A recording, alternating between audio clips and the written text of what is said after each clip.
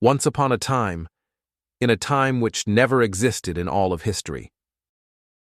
Basically, a fictional story is a lie because the time of the setting never existed and the events described never happened. But isn't it just for fun? Isn't it good to have imagination and fantasy? Well, it depends if you mean imagination or creativity. Creativity is very different than imagination. Before analyzing the effects of fiction, we have to examine the causes. Why does the vast genre of fiction exist?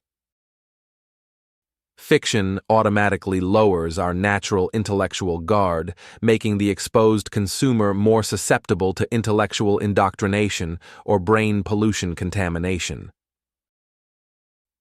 The reason fiction is called make-believe is because it makes you believe things you didn't believe in before. The very definition of fiction is falsehood. For someone to ever create fiction in itself, one has to compromise the truth of reality and willingly tell lies.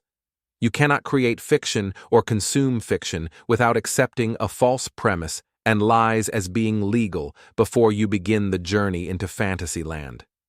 If everyone agreed it was forbidden to tell anything other than the truth, then fiction would not be able to be created.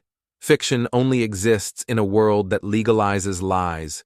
Truthfully, global poverty, homelessness, and starvation only exists today because of idiots spending money on fiction. God's prophets encouraged us to give charity to the needy, but we as a species need fantasy so much we value it over fulfilling the needs of needy humans.